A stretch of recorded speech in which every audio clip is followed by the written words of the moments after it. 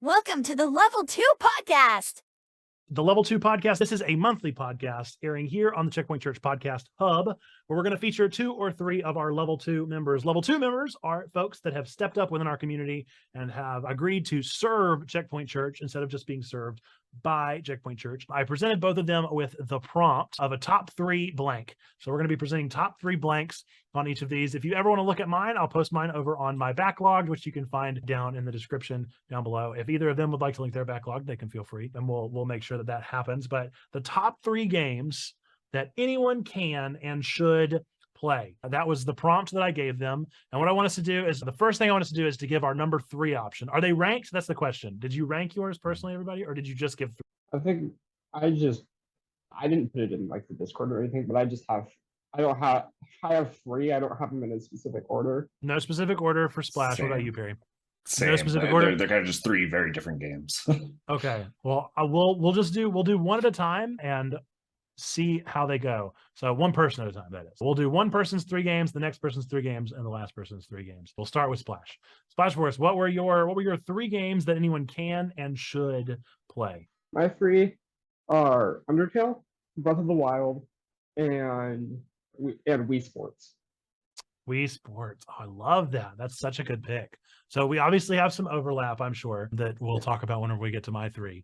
But I'm super intrigued by Breath of the Wild. So you think is Breath of the Wild very like accessible in your thought? Is it something that anybody could play? I think, yeah. I mean, I don't think there was I was like, again, this is gonna make you guys feel really old, but I was like 6 when I played that game for the first time. Right. Well, I mean, that's pretty much my more experience with Ocarina of Time. Like I played that whenever I was in elementary school. You know, I played that very I early think I on. was more like 10, but my brother was 6 when he played it for the first time, and he beat it faster than I did.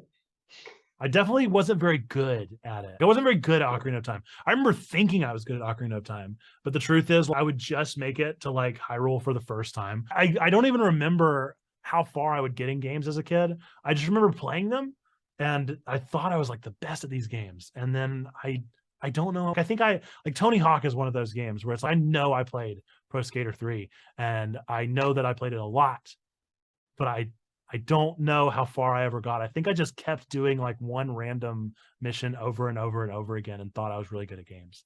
Like the first time I remember actually beating Sonic Adventure 2 was like I was a teenager, but I used to think I played it all the time as a kid. So it is really weird how we have these games we play really young. But I am intrigued by like who can and should. Wii Sports is a great answer. I'm one of them is an obvious one, but yeah, Breath of the Wild. I'm skeptical, and Wii Sports is genius. Perspectus, what were your 3? Before that, I just wanted to weigh in on the Breath of the Wild thing. I just want to say, please weigh in. There was a YouTube channel, I think it's Rasputin is the name of it, and he does this series where he has his girlfriend who doesn't really play games, or maybe it's his wife, but she doesn't really play games, and he has her play these games, and then he comments over it and posts to the channel, posts them to his YouTube channel. And he had her play Breath of the Wild, and she struggled with it a bit at first, but like she did pick it up pretty quickly as somebody who doesn't really like really involved games. Like I remember that being one of the first ones where she was like really positively responsive to it. And I do think that there's something about that game that is very freeing because it is this like open world. There's a lot of ways to approach it, which can be intimidating, but it also means that you can play it kind of however you want. Like you don't have to play the main story. You can just have fun like cooking and like collecting stuff, and that can be a way to enjoy that game too. So I think that's a really great answer, Splash. Yeah, as long as you don't run into a Lionel, that's really the trick. As long as you stay in safe zones in Breath of the Wild, you're pretty safe. You can figure things out. You can beat a moblin. Just don't freak out too much and lose everything. Don't meet a Lionel. Don't go to the desert. Nope. Right Neither one of away. those things are wise at the begining.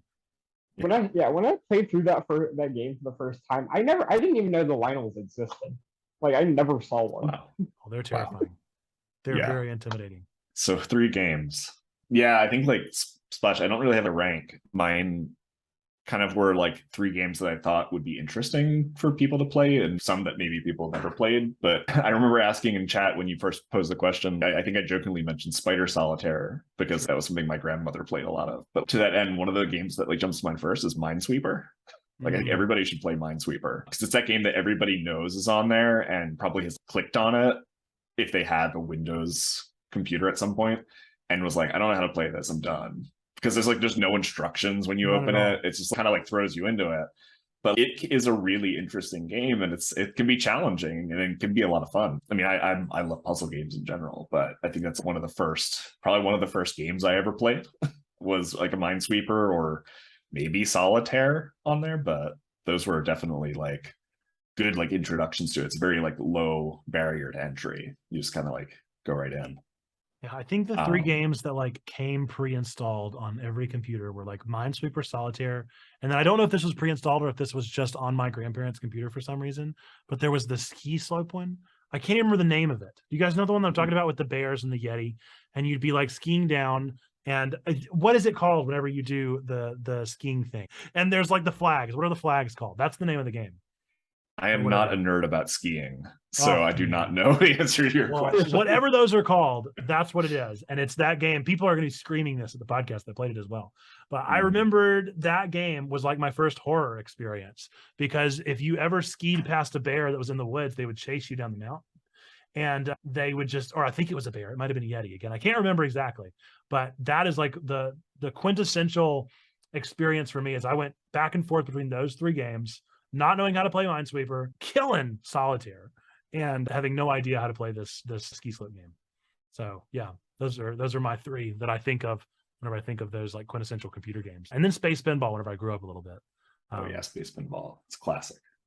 That was the new game. That was like the hot item. That was like, if you had that on that computer, you were like, man, how many sticks of RAM you got in there? Because this is nice. All right. So your first game, Minesweeper. Minesweeper. Yeah. Second game, I know I at least have one person on Discord who will agree with me on this one. This one might be my controversial pick, but Super Mario RPG for the Super Nintendo. I think is a game that's, I mean, to the point that Splash brought up, I think I was like maybe 7 or 8 when I first played that game. And for it being like a pretty involved role-playing game, it was super accessible. I mean, one, because I think everybody, even if you've never played games, everybody knows who Mario is, Bowser and all that. Like, it's part of just, I guess, cultural vernacular now, but like, it is a really, really accessible, but also deep game. Like, you can play it very surface level and get through the whole game, but you can also go deep on it. And there's a lot to it and like layers to it that you can really get into, getting a good build of the right team for the right bosses or right levels to play through with those characters and stuff. And I think that's a big element of it that's a lot of fun. And it's also just a pretty major leap in gaming. It was like they had to like install a special chip on the Super Nintendo cartridges to get it to render all those like 3D graphics. So it's like pretty ahead of its time in a lot of ways, but still holds up. So that one I definitely think anybody should play. It's just also just a really good game. Yeah. I mean, I've wanted to play that for a long time, but Nintendo refuses to sell it to me. So, that is true. Yeah, I think the only way to play it right now is you have to get that Super Nintendo Classic system. I think otherwise you're out of luck. Yeah, unfortunately. And even they don't sell those anymore. So that's true. Yeah, they stopped selling those. Yeah, they discontinued those. So you gotta find them in a retro shop, something like that. Some kind of used game store or something will probably still have them, but it's going to be harder to find, especially with collectors out there for those kind of items. And my third game is it's going to be another puzzle because that's me.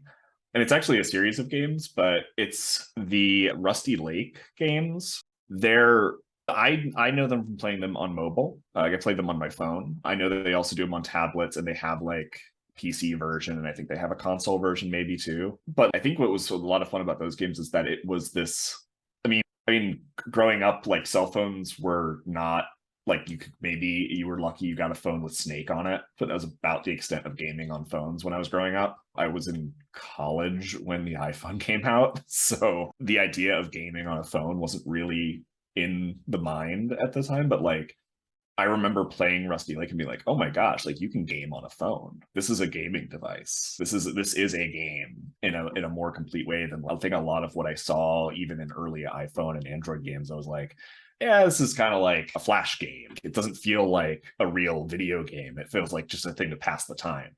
But those games actually made you really think. And not that there's anything wrong with the more casual games. I think they're a lot of fun. And I was playing the lawnmower. It's not called Lawnmower Simulator, but it was essentially like mowing lawns mobile game where you just swipe and mow a lawn. Mm-hmm. I will admit my shame that I played way too many hours of that.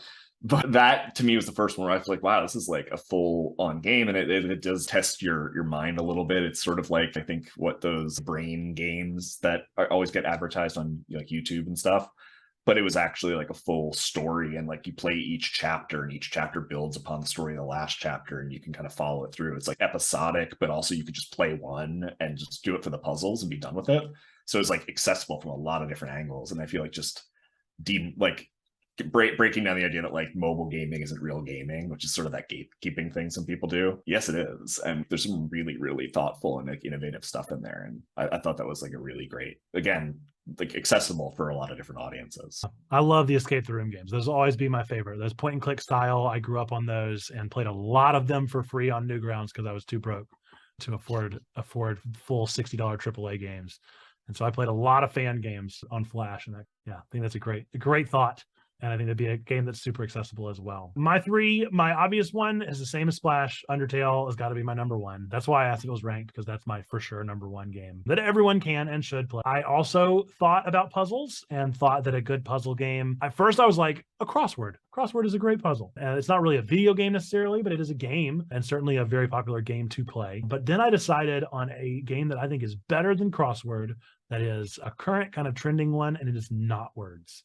And Not Words, if you are not familiar, it's a much smaller version of a crossword, and not really with clues, but instead it's more with letters. And it's a really solid way of building a game and building them together. It's kind of like crossword meets Sudoku, which is pretty interesting and pretty fun, and I would recommend anybody check that out.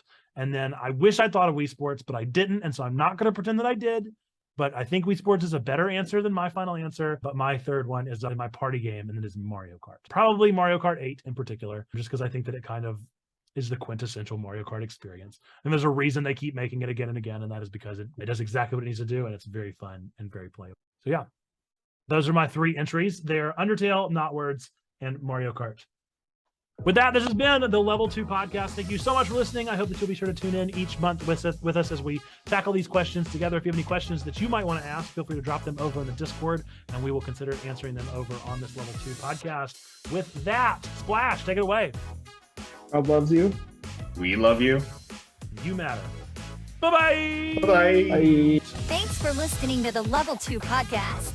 We hope you enjoyed, and will let us know what you think of the show in your podcast app with a 5-star rating. Bye-bye.